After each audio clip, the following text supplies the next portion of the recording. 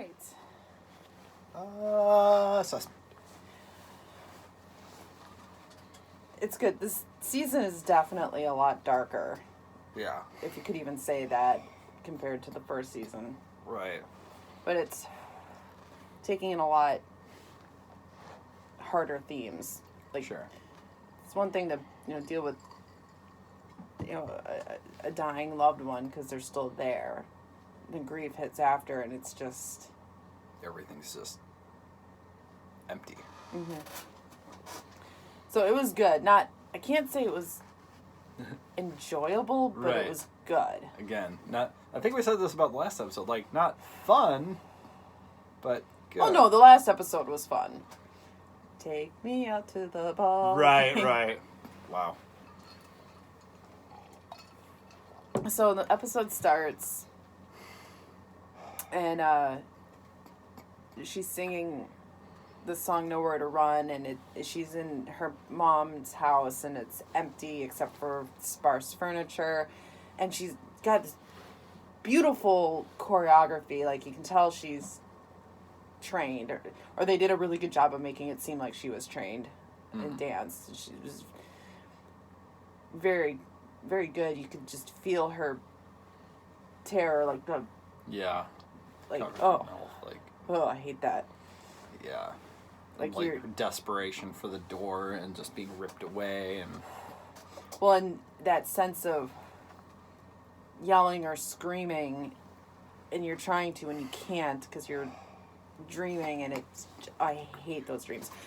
So yeah, maybe she's singing about her dad.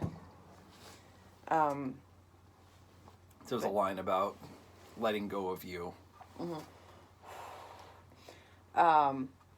She wakes up, and she's in her childhood room again, and obviously still living with her mom, and Max is there.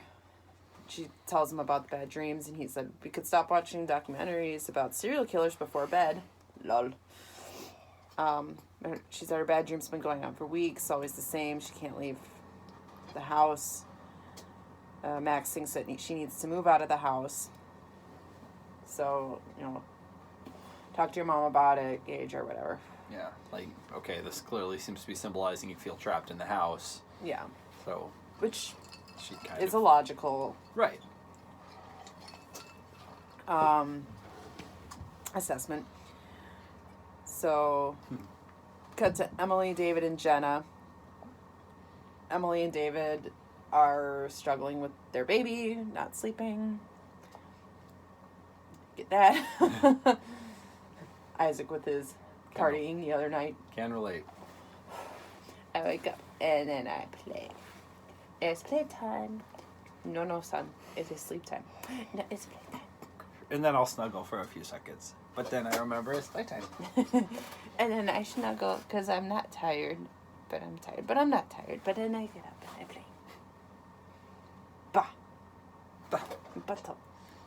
Battle. Yeah. Anyway. Jenna's like, being Jenna, very, whatever. And David's like, wake up my baby and I will literally kill you. I mean that in the best way possible. Does she have to be shouting? I only got 9 hours of sleep. She is the villain. So then, back with Zoey and Max, mom comes in, she's dressed nice, and she's, she's getting ready to go pitch an idea to a potential client. She's, feeling optimistic and upbeat, and Zoe's like, okay, starts to maybe kind of sort of broach the subject about moving out, and then Megs sings a song. It's unclear if she's singing about Mitch or she anticipates Zoe's wanting to leave, but Zoe basically is like, I can't leave now. And Zoe goes to work, and Simon notices that she's super tired. Drinking gigantic coffees. Yes. So she asks Simon for advice, and he recommends delegating. So she, it's like, He's okay. like, you need to eliminate some stress in your life. Yeah, that might help. But he basically knows, like, it's something that could help. But you lost a parent, and it's just going to take time. Yeah. Basically. But he's trying to give advice. Yeah. So Zoey delegates stuff, and she has Tobin in charge of the floor softball team. Yeah. And, of course, then gender tensions, because they just hired those 3 female programmers. Right.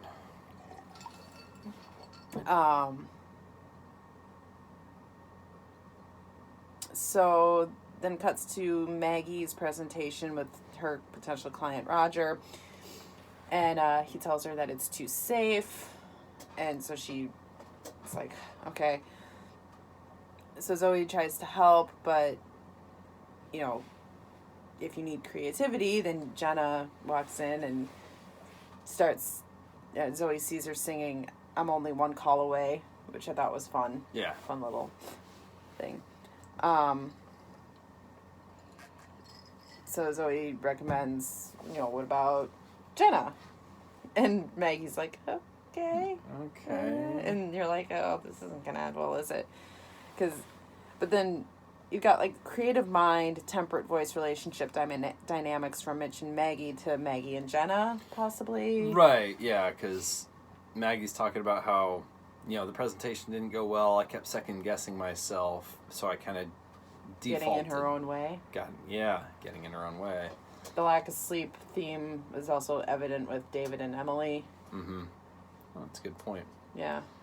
But, Maggie said, I always had Mitch to bounce my ideas off of, which kind of implied that their partnership was, she was more the creative one, he was maybe more business side. Okay, that can work, that might not, but that's kind of the impression I got. So with her trying to do both, she's second-guessing herself, getting in her own way, because she doesn't have that, that sounding board. Right. So now, with Jenna coming in, Jenna being Jenna, all kinds of ideas. Who knows what direction it's going to go. She doesn't prepare. So, in my vision, it's kind of shifting that from Jenna's the one with the ideas, and now Maggie can settle into that. I've been doing this for years. I can kind of do the business side. I will be the one to temper the ideas, which seems to work. Sure. So Zoey goes back to the office again, and bigger iced coffee. And Simon's like, so, not so much for the sleep, huh? In this scene, we find out that Simon knows about Max and Zoey, because Zoey's like, well, there's another little stressor that I think I can kind of get off my chest. And, but, he's being totally mature and cool about it. And Zoey's like, okay, well, all right. And he's like, well, yeah, Max told me. Yeah, they're friends now.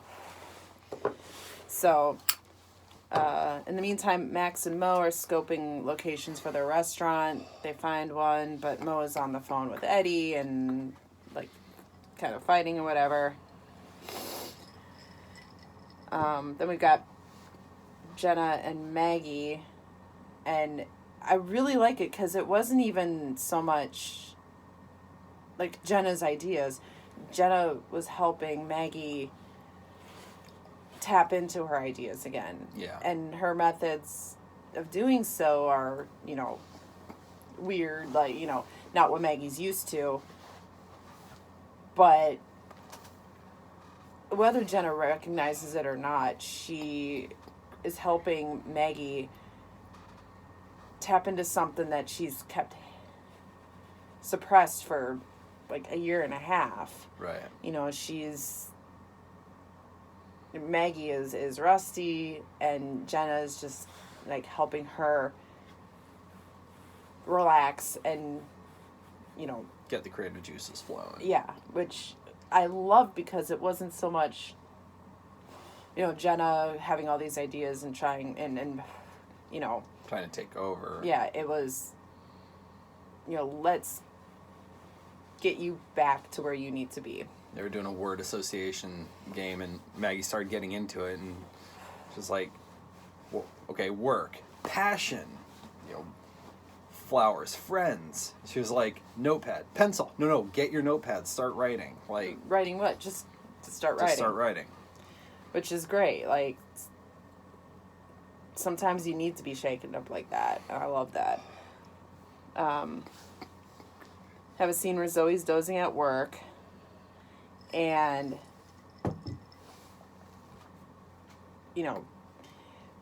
it's like, whatever. I thought that was the scene, but it's not. So, dozing at work, and she has the dream again. Yeah. So, Zoe and Max are back at the house, and Max is cooking for her, and Simon comes up, and Max seems kind of tense about it. Like, oh, you told Simon about the dreams, and so he's like, well, I mean, you told him about us. And he's like, yeah, but we're friends. And I'm thinking, okay, so Zoe's just supposed to kind of, like, ignore Simon. And the thing is, Simon's gone through this. She needs to talk to someone who's experienced the loss of a parent. Yeah, I mean, she could have just echoed his words back at him and said, well, yeah, we're friends. Yeah, but, so we have an interesting scene where she kind of, from Max's perspective, she has a song vision, but you don't see any singing or anything. So your theory was that she faked a song vision, and he got, but he was like, well, what song was it? And she's like, well, I don't know. Sing it back to me. I don't know the song, which feeds into your theory. And he's like, well, that's, this isn't fair. Like, you get this window into my whatever, and I don't know what you're thinking. And she's like, I'm not thinking anything. I'm feeling nothing. Which isn't exactly true. But then you wonder, or did she? Yeah, she made the face. She was kind of staring, and then she did that. And it was like, what was that? Did I just sing to you? And she's like, yeah, but it was, I don't know what the song was. So my theory was that because she had been asking him, is it okay that I talk to Simon about this? He was like, oh, yeah, it's fine. And kind of did the guy thing. And she's clearly feeling like, no, there's something you're not telling me. And she looks at him for a second. He doesn't start singing. And I felt like that was her way to get him to admit that he was feeling something that he wasn't telling her. So she does that, and then they start, that conversation. And I was trying to think, I've seen shows that did that, like Psych. He would fake it every now and again to imply that he knows something to, get the rights to go investigate something. And I think there are other shows too where characters have faked that iconic face they make when they're doing something. Anyway, so yeah, it left it a bit ambiguous, but I am leaning in a she faked it direction because we've never seen that before. Right. Though it is interesting that I think last episode we had the conversation where what does it look like from somebody else's point of view? I'd like to see what that looks like. Mm-hmm. So that's why I'm like, I almost want it to have been real because I do want that insight. Yeah. I just don't know that's what that was. Okay. So moving on through the episode, Maggie goes back with another idea, like, secret garden thing, and Roger likes the design. He's like, it's absolutely perfect. It's totally perfect. And you kind of get the sense that there might be some romantic tension there, which, okay, I don't love it. I don't love that angle, though, because she just lost Mitch. It's too soon to throw a romantic prospect at Maggie. Plus, he looks like Ted from Breaking Bad. IFT. thinking more in I don't know. Not that they're gonna like go on a date next episode or anything, but they're sprinkling something in there. Sure. You know, this is a big firm, a big deal, could be a long-lasting contract kind of a thing. Mm-hmm. So we might be seeing him again. Sure. So, you know, maybe down the line there could be something. Not that there's romantic tension right now because, yeah, way too soon. Yeah. So back at the office, Zoey, the jerseys that Tobin picked out had programmers on it, and the emblem was like a guy with a bat, but it looked pretty phallic, and the one female programmer was like, what the hell? And Zoe's like, no, just no. And she's doing her thing, she's working, and a baseball comes flying through her window. So she freaks out at them, which is totally justified. Because they were playing softball inside an office with glass doors and windows. Yeah. So she kind of freaks out at them, and then she sees them singing It's a Hard Knock Life. She's seeing the emotions that are otherwise unsaid, obviously, but it's like, it's so frustrating because she's in the right. Right. Her tantrum probably wasn't, entirely professional. But, you break the boss's window, you're getting yelled at. That's just protocol. Yeah. Also, can relate. My temper has been, well, today was fine, but like past couple days it's been just not great because I hadn't been getting a lot of sleep because of Isaac and whatever. So I get it. You're going to be more prone to a tantrum when people are screwing around and you're sleep deprived. So. But I just like a little bit of character building there because we have to remember that what's happening to Zoey isn't fair for her or the people around her. Mm-hmm. She's feeling attacked by people who are just feeling emotions and not necessarily saying anything or acting on them. So it's not on them.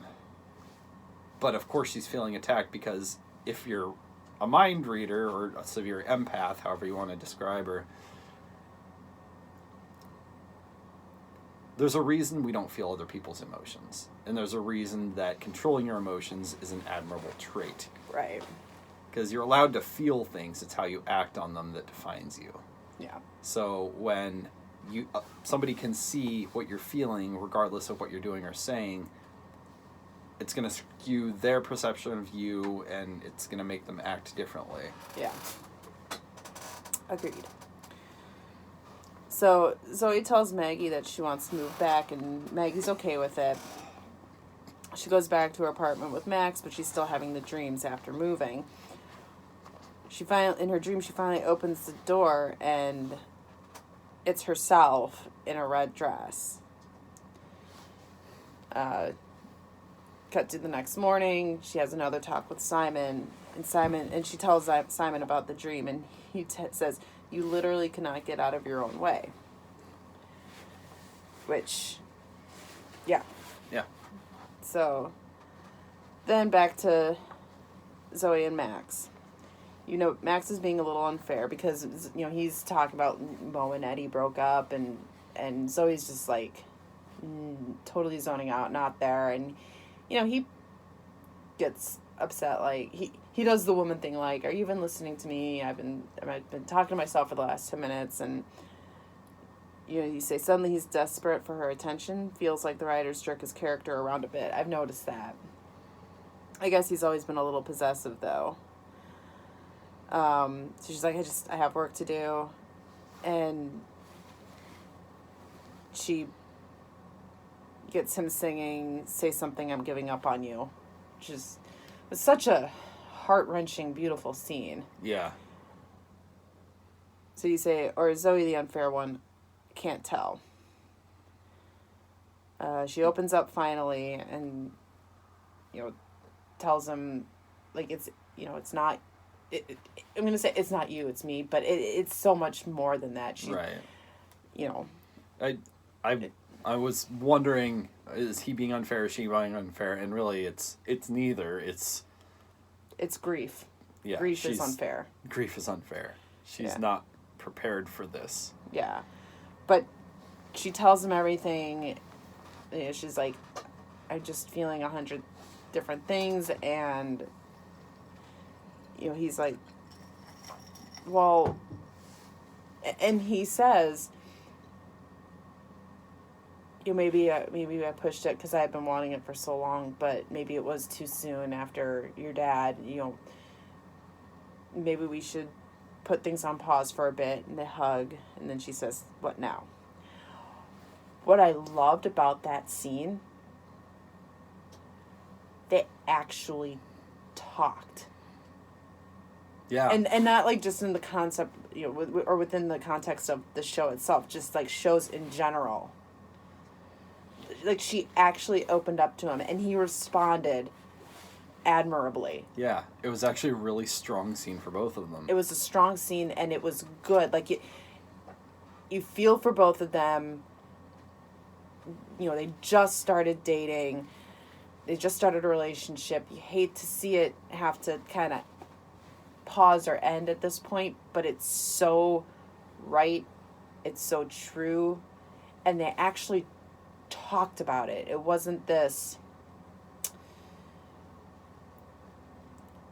you know what? I just can't right now. yeah, like, or you know, like, there's tension, but it wasn't because of things that were unsaid. It's because of things that were said that needed to be said, but none of it was attacking. No, it was just, this is how I'm feeling. And he responded, I understand. I want to do what's best for you. Oh. My sneeze. Bless you. Oh, thank goodness. I thought I was going to die. I was losing it. But no, I loved how they didn't end it with this, like, I just can't do this right now, or, you know what, you know, just come talk to me when you're ready, or whatever. It was, there was respect there. I really liked that. Yeah. Like, I wanted to turn to you and say, oh my gosh, they actually talked about it. They actually had a conversation. They voiced their feelings. One character told the other character how they're feeling, and the other character said, I understand, and I want to do what's best for you.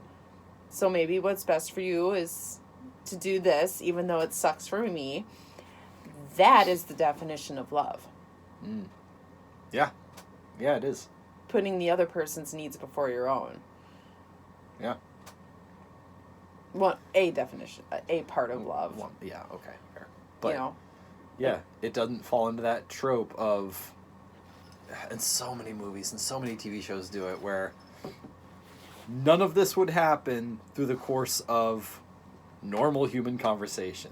You know, they use cuts to justify it. But it's like, when one character chases another around going, no, I can explain, no, I can explain, no. Like, and just says that over and over again until they separate. It's just like, no, that's not how this happens. Yeah. Seeing an actual conversation lead to a satisfying, if sad, conclusion. Mm-hmm. And it's not saying that, you know, okay, this relationship is over. No. It's, you know, let's just put the brakes on. Now, I hope they don't do a Friends thing. We were on a break. Ha. Mm-hmm. I mean, yeah, because she and Simon have been having some real intense conversations. Yeah. And I mean, I guess that the writers could go in that direction, but I don't think that'd be fair either.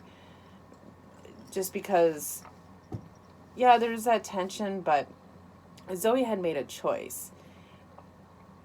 And to, you know, put a pause in a relationship, but then in some way pursue another one with someone who just has that feeling, that shared grief of their own, That's not healthy either. No, it would be her using Simon. Not that she would necessarily realize it, but because you're feeling you've gone through what I'm feeling right now, you can guide me through this. It's going to build an attraction. And there's already an attraction, but it's not going to last. Right. That's not a foundation. Right. So they could do that, and it would be realistic, but it wouldn't last. No, and it would cause an issue with whatever relationship she could have with Max down the road. Max or Simon, honestly. Yeah. And yeah, because Max would be like, well, I thought you weren't ready for a relationship. What the hell? Yeah. We might be going into some rough waters. Rough waters. Yeah. We'll see. Yeah. So but like what now? You know, I thought that was kind of a weird way to end the episode, though. Right, to be because honest. it's like, what do you mean what? No, like, I thought we just decided that. Yeah, like, we'll just put a pause in it, and yeah. Yeah.